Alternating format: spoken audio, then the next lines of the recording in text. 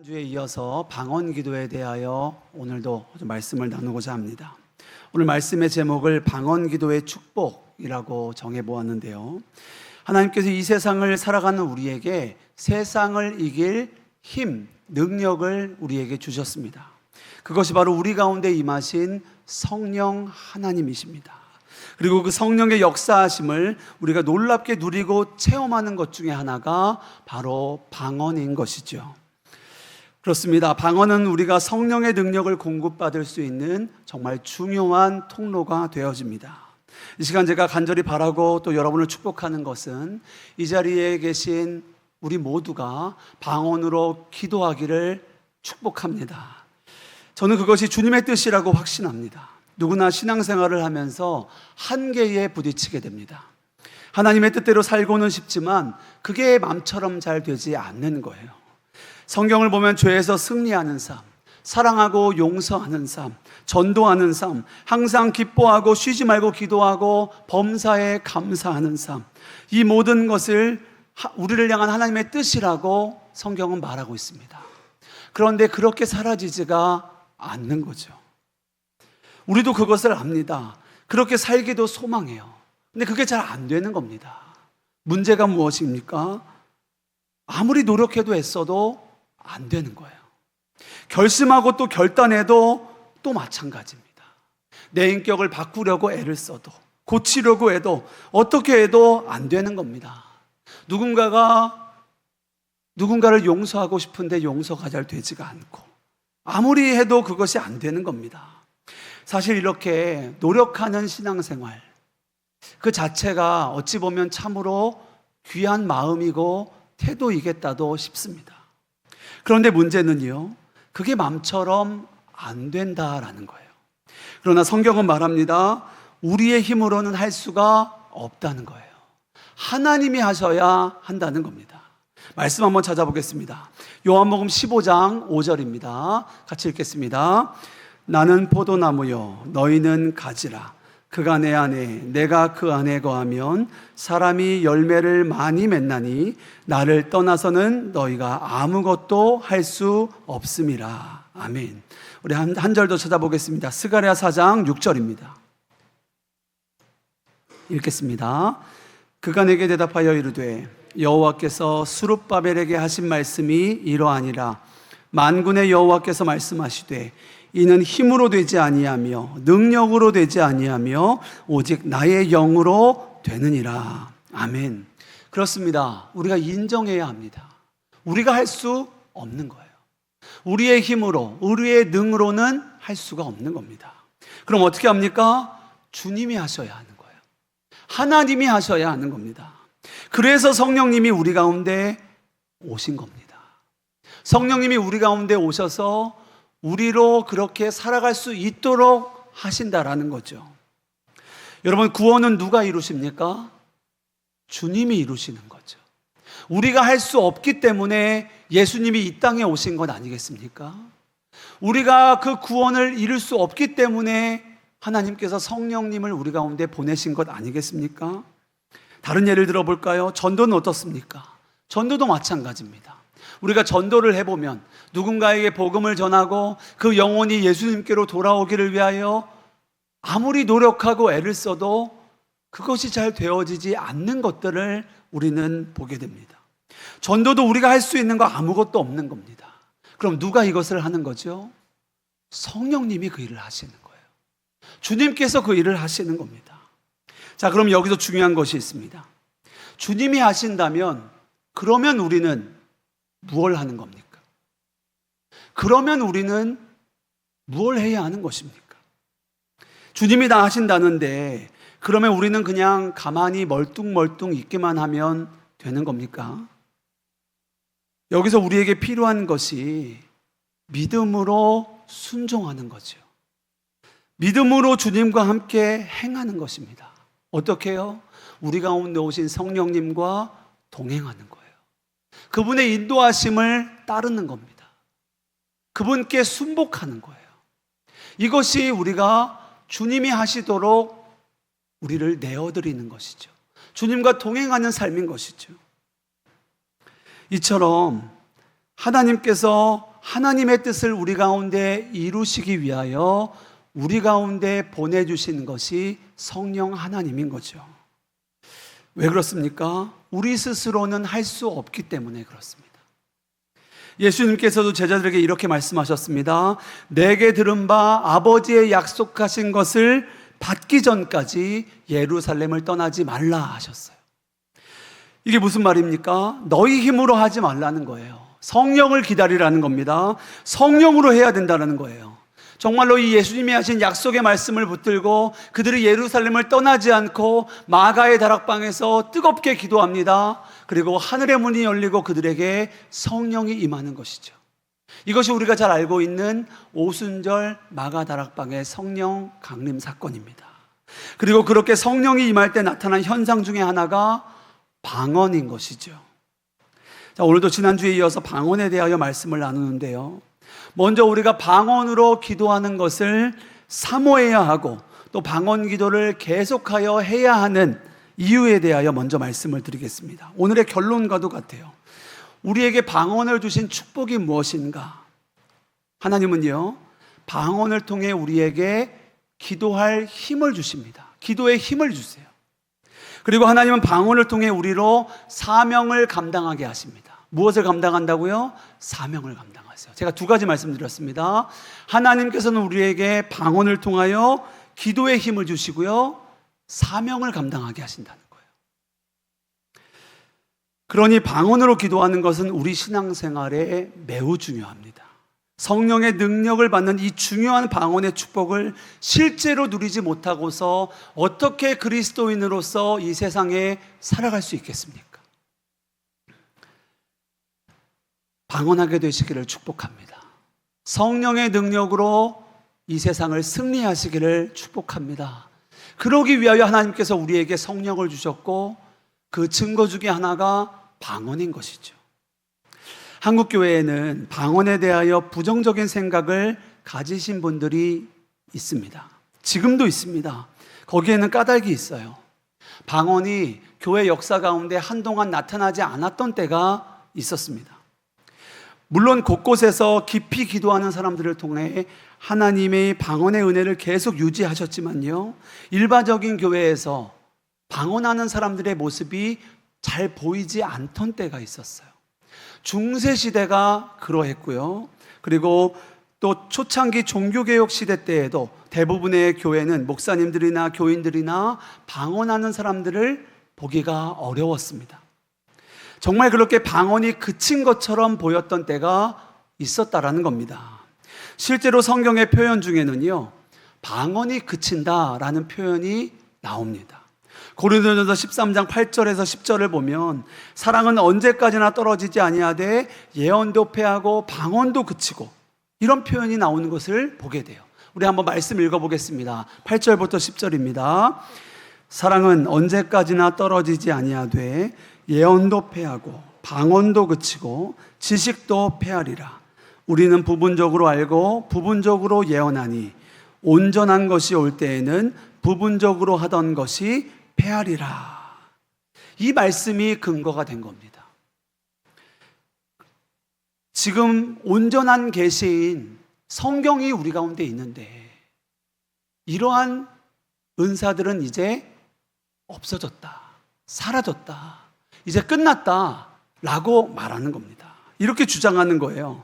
여러분은 성경을 자세하게 읽어보면은요, 사도 바울이 예언도 패하고 방언도 그치는 때가 온다라고 하였습니다. 근데 그때가 언제라고 했냐면은요, 10절에 보면 온전한 때가 왔을 때, 온전한 것이 왔을 때라고 말합니다. 여러분, 이 말이 어떤 의미입니까? 우리가 예수님을 눈으로 직접 목도할 때를 말하는 거예요. 주님이 다시 오실, 구원이 완전하게 이루어지는, 온전하여지는 그때를 말하는 것입니다.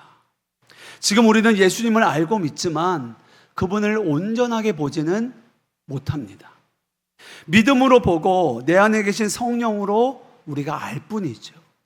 그러나 예수님을 직접 만나고 얼굴과 얼굴로 대면하는 때가 분명히 온다라는 겁니다. 그때가 언제입니까? 다시 오신다고 약속하신 그 주님의 그 약속처럼 주님께서 다시 이 땅에 재림하시는 그날, 그날이 온전해지는 그날이라는 거예요. 그때가 온전한 때이고 그때는 예언도 패하고 방언도 그치고 지식도 패하리라 말씀하시는 거죠. 그렇다면 지금은 온전한 때입니까? 아닙니다. 지금은 마지막 때죠. 지금은 마지막 때입니다. 아직 온전한 때가 아닌 거예요. 아직 예언은 패하지 않았습니다. 아직 방언도 그치지 않았습니다. 여전히 우리에게 방언이나 예언은요, 대단히 중요한 성령의 사역입니다. 그리고 20세기 이후부터는요, 갑자기 그 문들이 활짝 열리기를 시작해요. 그래서 지금은 아주 경건한 많은 성도들, 복음적인 성도들은요, 방언을 하는 사람들이 많은 거예요. 그래서 이제는 방언하는 것이 이상하다고 말하는 것이 거의 용납되어지지 않습니다. 물론 지금도 그렇게 주장하시는 분들이 있기는 합니다. 제가 이런 말씀을 드리는 이유는 다른 것이 아닙니다. 더욱 방언으로 기도하기를 사모하는 저와 여러분 되시기를 주님의 이름으로 축복합니다. 여러분, 정말입니다. 우리가 방언으로 기도하기를 힘써야 합니다. 왜 그렇습니까? 하나님은 우리가 하나님의 뜻대로 살기 위하여 우리에게 방언을 주셨기 때문이에요. 우리로 더욱 기도하게 하기 위하여, 하나님의 나라를 위하여 기도하게 하기 위하여 우리에게 방언을 주셨기 때문에 그렇습니다. 우리에게 하나님의 나라가 이루어지기를 위하여, 우리의 가정에 하나님의 나라가 이루어지기를 위하여, 우리의 교회에 하나님의 나라가 이루어지기를 위하여, 우리의 민족과 열방을 위하여, 열방에 하나님의 나라가 이루어지기를 위하여 하나님이 우리에게 방언으로 기도하게 하시는 거예요. 물론 이것은 비밀의 기도이기 때문에 우리가 그 뜻을 다 알 수는 없습니다. 그러나 하나님은 우리의 기도를 통하여 하나님의 기도를 하게 하시는 거죠. 그렇기 때문에 이 방언은 우리에게 주신 놀라운 선물이자 축복인 것입니다. 저의 기도 생활은 방언 기도를 하기 전과 후로 극명하게 나뉘어집니다. 방언 기도를 하면서 달라진 것 중에 하나가요, 기도의 시간이에요. 예전에 나의 언어로만, 그저 나의 말로만 기도를 할 때에는요, 금방 할 말이 떨어집니다. 그냥 이렇게 말하다 보면, 내 생각을 가지고 내가 갖고 있던 기도 제목을 가지고 기도를 하다 보면은요, 좀 이야기를 하다 보면, 좀 대화를 하다 보면, 좀 기도를 하다 보면 금방 할 말이 사라지는 거예요. 그때부터는 이제 멀뚱멀뚱 있는 겁니다. 그러다가 그냥 일어나는 거예요. 그런데 방언을 하고부터가 달라졌습니다. 방언으로 기도하다 보니까요, 언제까지고 기도할 수 있게 되어지는 거예요.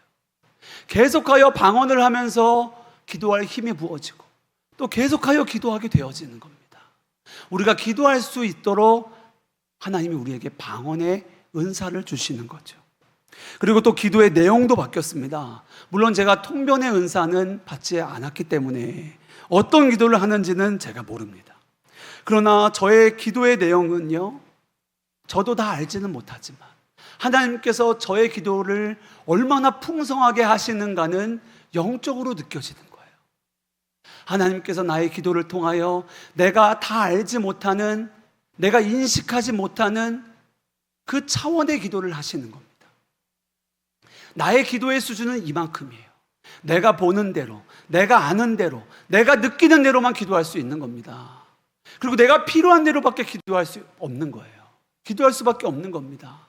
근데 어떨 때는요, 내가 필요하다고 생각하지만 하나님의 관점에서는 나에게 필요하지 않을 수도 있는 거예요. 그리고 우리는 아직 알지 못하지만 우리에게 너무나 필요한 기도의 제목이 있기도 한 것이죠. 하나님은 방언을 통하여 하나님의 나라가 나에게, 우리의 가정에, 또 우리 교회에, 이 나라와 민족에 이루어지게 하기를 위하여 방언으로 기도하게 하시는 겁니다. 그것이 방언의 놀라운 축복인 것이죠.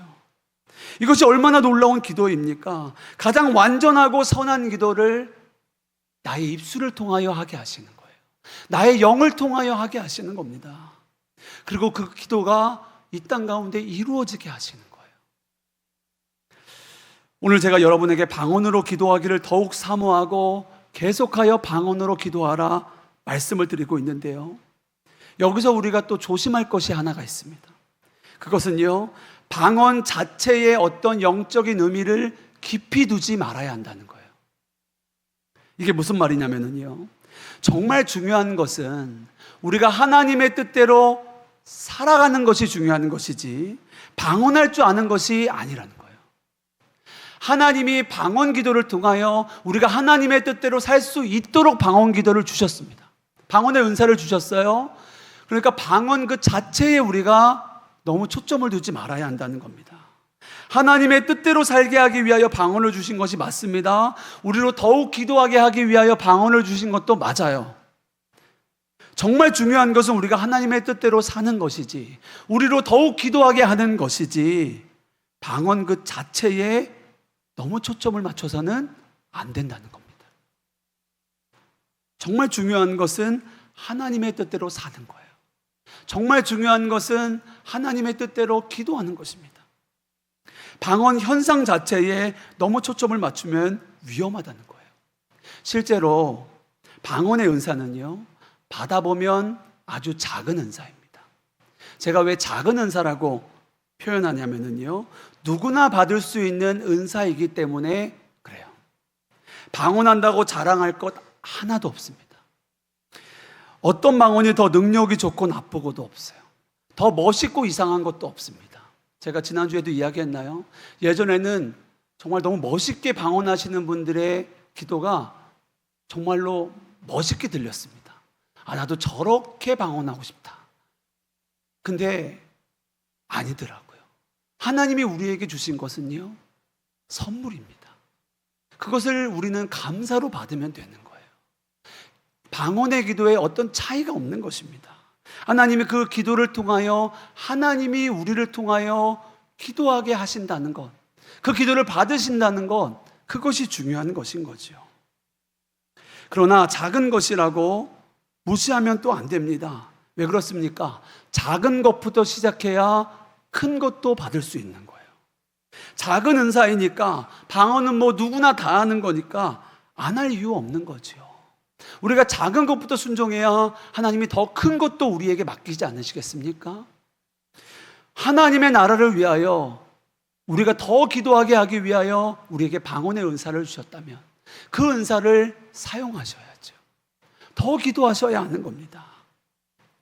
자, 그런데 이렇게 교회 분위기가 다 방언으로 기도하는 분위기가 되어지면은요, 꼭 누군가 소외되는 사람이 생깁니다. 예전에 순복음교회가 좀 꼭 그랬습니다. 제가 직접 다녀보진 않았지만 들려오는 이야기가 그랬어요. 정말인지는 모르겠지만 방언 못하면 구원 못 받은 거다, 이런 말들까지 공공연히 이렇게 했다라고들 하더라고요. 여러분, 정말 그런 것입니까? 방언해야 구원 받습니까? 성경 어디에 그런 것이 나와 있습니까? 성경 어디에도 그런 것은 나와 있지 않아요. 방언은 구원받은 자들에게 주시는 선물이죠. 구원은 오직 예수 그리스도를 믿음으로 받는 줄 믿습니다. 오직 예수 그리스도를 믿음으로 받는 것이 구원입니다. 근데 그 구원받은 자에게 하나님의 뜻대로 살아갈 수 있도록, 또 더욱 기도하도록 우리에게 주신 것이 방언이라는 선물인 거죠. 믿는 자에게 선물로 기도의 능력을 주신 것이 방언인 겁니다.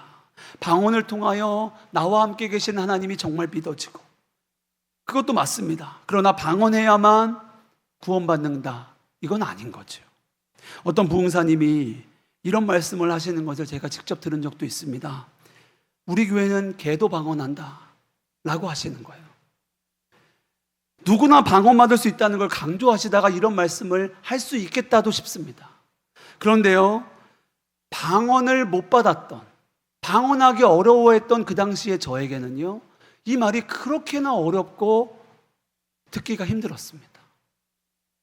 방언 못하는 게 왠지 모르게 자존심 상하는 것 같기도 하고, 괜히 속이 뒤집어지는 것 같기도 하고, 하나님이 나에게만 안 주시는 것 같기도 하고, 하나님이 나를 덜 사랑하시는 것 같기도 하고, 그런 거예요. 기분도 좀 별로고, 나 그냥 방언 안 하고 말지, 그렇게 돼버리는 겁니다.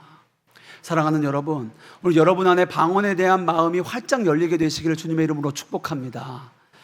사도 바울이 고린도전서를 쓸 때요, 방언에 대하여 이런 말씀을 하셨습니다. 방언보다는 예언을 하기를 원한다. 1만 마디 방언하는 것보다 5마디 예언을 하는 게 좋다라고 이런 말을 하셨어요. 이런 표현을 썼습니다. 그런데 사도 바울이 방언에 대하여 이런 표현을 한 것은요, 공적인 예배 때를 전제로 말한 것입니다. 질서 없이 방언을 하는 경우를 말하는 거예요. 예를 들어서 주일 예배 때, 공예배 때 대표 기도를 누가 하는데 대표 기도를 방언으로 하게 된다면 어떻겠습니까? 그러면 앉아있는 다른 성도들은 진짜 난감한 거죠. 이분이 무슨 기도를 하는지 모르겠는 겁니다. 이렇게 공적인 예배를 드리는데 방언으로 기도하지 말라는 거죠. 근데 그 당시 고린도 교회에는 실제로 그랬다는 거예요. 자신을 높이면서 교만하여져서 그렇게 방언하는 사람들이 있었다라는 겁니다. 그런데 오히려 사도 바울은요, 고린도전서 14장 18절에 보면 내가 방언을 더 말함으로 하나님께 감사한다 라고도 말하고 있어요. 우리 말씀 한번 읽어보겠습니다. 시작. 내가 너희 모든 사람보다 방언을 더 말함으로 하나님께 감사하노라. 아멘. 그럼 무슨 말을 하는 거죠? 사도 바울이 왜 감사합니까? 내가 다른 누구보다 방언을 더 많이 함으로, 많이 기도함으로 내가 하나님께 감사한다 라고 말하는 거예요. 왜 감사합니까? 방언이 유익하니까. 방언 기도하는 게 너무 좋으니까. 그래서 다른 사람보다 내가 방언을 더 많이 하는 것을 내가 하나님께 감사한다 라고 표현하고 있는 거예요. 여러분, 그렇습니다. 방언 기도하는 것은요, 성도의 신앙생활에 있어서 너무나 필요하고 너무나 중요하고 너무나 유익합니다. 성령의 능력을 항상 느낄 뿐만 아니라 공급받는 그 통로가 되어지는 거예요. 이것이 방언 기도의 놀라운 축복인 것이죠. 실제로 방언을 해보면은요, 방언은 단순히 그저 의미 없는 말의 반복이 아니라는 것을 우리가 알게 돼요. 그런 차원의 기도가 아니라는 것을 우리가 보게 됩니다. 존 쉐릴이 쓴 성령님을 찾아서라는 책이 있는데요, 여기 보면 존 쉐릴이 방언의 은혜에 대하여 자세히 쓴 부분이 나옵니다. 존 쉐릴이란 사람은요, 원래 기자였습니다. 그가 가이드 포스트의 기자로 있었는데 내가 방언에 대하여 한번 연구해 봐야겠다, 기독교의 방언에 대하여 연구해 봐야겠다, 그렇게 생각을 하게 돼서요, 조사를 시작하게 됩니다. 내가 잡지에 글을 쓰기 위해서 방언을 조사하기 시작하는 거예요. 근데 왜 방언이 일어나는 교회는 크게 부흥되는가? 왜 방언하는 사람들의 신앙생활은 그렇게 뜨거운가? 열정이 있는가? 이것이 그의 눈에 보기에는 신기하게 보이더라는 거죠. 이상하더라는 거예요. 그는 영국의 성공회를 다니던 사람이었거든요. 성공회가 좀 전통적인 개신교잖아요. 거의 천주교와 거의 비슷하게 미사처럼 예배를 드리거든요. 전통적인 예배를 드립니다. 그가 다니던 성공회는 전혀 그런 분위기가 아니고 아주 조용하고 정제되어 있는 그런 분위기인데, 방언을 하는 교회, 성령 세례와 성령 충만을 강조하는 교회가 너무 다르더라는 거예요. 그래서 그가 신기함을 갖고 조사를 시작합니다. 그래서 방언을 연구하다가 나중에 이분이 방언을 받게 돼요. 이분의 삶이 방언 이후에 확 달라지게 됐는데요, 그것이 그 책의 203페이지에서 215페이지까지 나오는데, 제가 그분이 쓴 것들 그대로 몇 구절 좀 읽어드리겠습니다. 석 달 동안 나는 하염없이 웃음이 나왔고 말할 수 없이 기뻤고 아침에도 벌떡 일어나 활기차게 하루를 시작했다. 내 평생의 행복감이 이렇게 오래 지속된 적이 일찍이 없었다. 모든 일들도 잘 풀렸고 가족들 간의 관계도 그렇게 좋아질 수 없었다. 그동안에는 사람들과 늘 거리를 두고 살았는데 까다로운 변덕도 이 기간에는 완전히 사라지고 새로운 친구들 사귀는 것, 전에 알던 친구들과 새로운 차원에서 만나지는 것, 부끄러워하거나 소극적인 태도가 완전히 바뀌었다. 성경을 읽는 것도 새로운 차원에서 전개되었다. 전에는 일종의 시적인 표현으로 읽었던 복음서와 사도행전이 이제부터는 사실로 기록한 것이라고 읽어졌다. 성경의 귀신 이야기, 이적 이야기, 치유 이야기, 영의 이야기들이 새로운 눈으로 보여지기 시작했다. 교회 역시 새로운 의미로 다가왔다. 교회 가는 것이 좋았고, 예배당 건물 자체도 좋았고, 사람들이 좋았고, 예배도 좋았다. 전에는 지루하게 느껴졌던 성탄절 예배가 너무 짧게 느껴졌다. 그의 성탄절 예배를 마치고 나오면서 성찬식이 너무 간단하게 끝난 것 같아서 섭섭하다고 말했더니 아내가 알 수 없는 표정을 지으면서 말했다. 2시간이 짧아요? 예배당에 오면 안달하던 나였는데 이제는 2시간이 아니라 4시간이라도 앉아있을 수 있을 것 같았다. 여러분, 이분의 변화가 보여지십니까? 여러분, 그렇습니다. 방언 기도는 단순히 알지 못하는 말을 나열하는 게 아니라는 거예요. 방언을 통해 하나님은 하나님의 뜻이 우리 가운데 이루어지게 하십니다. 방언을 통해 하나님의 뜻이 우리의 가정에 이루어지게, 방언을 통해 우리 교회에, 방언을 통하여 이 민족과 나라 가운데, 열방 가운데 하나님의 뜻이 이루어지도록 우리로 기도하게 하시는 거예요. 그렇게 놀랍게 변화되어지는 것입니다. 오늘 본문에도 그렇습니다. 에베소에 있는 교회에 사도 바울이 가서 사람들을 만나는 거예요. 그들이 분명히 예수님을 믿는 것 같은데 아직도 성령을 알지 못하는 겁니다. 받지 않았어요. 교회에도 이런 단계에 있으신 분들이 있죠. 그래서 성령을 받았느냐고 물으니까 우리는 성령이 계심도 듣지 못했다라고 그들이 말합니다. 그래서 사도 바울이 그들에게 복음을 전하고 예수의 이름으로 세례를 줍니다. 그래서 그들이 예수의 이름으로 세례를 받아요. 자, 그런데 그들에게 안수하여 세례를 하는데 무슨 놀라운 일이 일어납니까? 성령이 그들에게 임하고 그들이 방언도 하고 예언도 하게 되더라라는 겁니다. 여기에도 보면은요, 하나님께서 에베소 교회 성도들을 믿음으로 세우기 위하여 하신 일이 나오고 있는 거예요. 그들에게 방언을 주시는 겁니다. 예수님을 믿고 그리고 성령으로 세례를 받게 하신 다음에 방언의 능력을 주시는 거죠. 여러분, 그렇습니다. 하나님은 예수 믿는 모든 이들에게 방언의 은사를 주세요. 우리가 하나님의 뜻대로 살 수 있도록 성령의 능력을 우리에게 덧입히시는 겁니다. 저는 정말 바라고 소망하기는 우리가 방언으로 기도하기를 더욱 사모하는 저와 여러분 되시기를 축복합니다. 그러나 꼭 기억하실 것은요, 그저 방언을 하느냐 안 하느냐가 중요한 것이 아니라는 거예요. 정말 중요한 것은 이 방언을 통하여 주님으로 사는 사람이 되어지는 겁니다. 하나님의 뜻이 이 땅 가운데 이루어지기를 위하여 우리가 더욱 기도하는 것, 이것이 중요한 거예요. 오늘 본문에도 사도 바울이 예수의 이름으로 세례를 주고 안수했더니 방언이 터지더라 라고 성경은 말하고 있습니다. 여기서 우리는요, 안수 세례와 방언에 초점이 맞추어질 때가 많아요. 어떤 기적에 초점을 맞출 때가 많다는 겁니다. 근데 저기서 정말 중요한 것은 기적이 아니라 예수님인 거예요. 어떤 안수 세례가, 방언이 터지는 것, 이것이 중요한 것이 아니라요, 예수님이 중요한 겁니다. 예수님이 하시는 일이 중요한 거예요. 세례받았다고 방언 받은 게 아니라요, 예수의 이름으로 살기를 결단한 자들에게 세례를 주었더니 그들에게 방언의 은사를 선물로 주신 거예요. 중요한 것은 예수의 이름으로 살기를 결단하였다라는 겁니다. 그렇습니다. 오늘 에베소 교회 성도들의 세례는요, 받은 세례는요, 이제는 예수로만 살기로 결단하며 받은 세례입니다. 그게 중요한 거예요.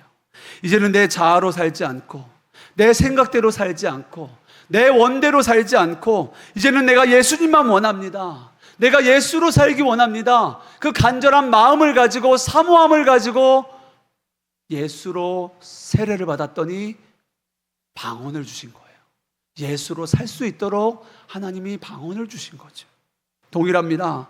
방언을 받는 것보다 더 중요한 것은요, 내가 이제는 예수로 살기를 결단하였는가, 내가 하나님의 뜻대로 살기로 결정하였는가, 이것이 중요한 거예요. 거기에 달려있는 겁니다. 그리고 우리가 그 간절함으로 주님께 나아가면은요, 속이 터질 것 같은 거예요. 왜 안 그렇겠습니까? 내가 주님의 뜻대로 살고 싶은데 그게 안 되는 거예요. 매번 넘어지는 거예요. 매번 실수하는 겁니다. 얼마나 답답해요. 그 답답함 가운데 터져 나오는 것이 방언인 거죠. 말할 수 없는 탄식으로 성령님이 우리를 기도하게 하시는 겁니다. 그게 방언인 거예요. 정말 주님은 사모하고 주님으로 살고 싶고 주님을 더 알고 싶고 주님 더 만나고 싶고 지긋지긋하게 나를 사로잡고 있는 이 죄가 끊어지기를 원하고 청산하고 싶고 이제는 정말 하나님의 영광을 위해 살고 싶은 그 열망, 그 간절함, 그 사모함 위에 부어지는 하나님의 선물인 것입니다. 그런 분들은 다 방언을 하게 되어지는 거예요. 여러분 안에 계신 성령님이 말할 수 없는 탄식으로 기도하시는 겁니다. 그런 분들은 금방 성령님께서 그 혀를 주장하세요. 우리가 내어드리기만 하면 되는 거예요. 우리를 주님께 맡기기만 하면 되는 겁니다. 그럼 주님께서 우리를 통하여 기도하시는 거죠. 방언의 문이 열리는 겁니다. 지난주에도 제가 방언에 대하여 말씀을 전하고 나서 하나님께서 한 청년에게 방언을 주셨습니다. 그 청년이 저에게 와서 너무 기뻐하면서 이야기를 하는 거예요. 그때 그 청년의 이야기가 그렇습니다. 하나님, 방언이 이런 것이라면 저도 정말 방언하고 싶어요. 그렇게 기도했다는 거예요. 근데 그게 잘 안 되더랍니다. 그래서 하나님, 나 못하겠어요. 하나님이 해주세요. 라고 했더니 갑자기 방언이 터지더라 라는 거예요. 그렇게 맡겼더니 방언이 터져 나오더라 라는 겁니다. 그러면서 뭔가 좀 으스스하기도 하고 이상해서 그것을 금방 그쳤다는 거예요. 그래서 제가 얘기했습니다. 계속하세요. 계속하세요. 여러분, 하나님께서 우리에게 방언의 은사를 주시는 것은요, 우리로 하나님의 뜻대로 살게 하기 위하여 방언을 주시는 거예요. 우리로 더욱 기도하게 하기 위하여 방언을 주시는 겁니다. 그러니까 우리가 더욱 기도하기를 사모하며 하나님께 기도로 나아가야 되는 것이죠. 정말 그렇습니다. 이제 오늘도 우리가 기도하실 때 다른 어떤 기도보다 주님, 이제는 제가 정말 성령의 능력으로 살기를 원합니다. 예수님을 주님으로 믿고 따르고 섬기기 원합니다. 제가 정말 주님의 뜻대로 살게 하여 주옵소서. 이 한 가지 기도 제목을 가지고 우리가 기도하기를 원하는 거예요. 성령님, 나의 기도를 인도하여 주십시오. 성령님, 나의 기도를 주장하여 주십시오. 나의 삶을 주장하여 주십시오. 오늘 기도하는 가운데에도 나의 혀를 주장하여 주십시오. 그 마음으로 기도하는 거죠. 우리도 우리가 함께 그렇게 그 마음을 가지고 함께 찬양하고 또 기도하기 원합니다. 우리 시간 함께 찬양할 때 나 주님의 기쁨 되기 원하네. 우리가 이 찬양 주님께 간구하는 마음으로 함께 찬양하고 주신 말씀 가지고 기도하겠습니다.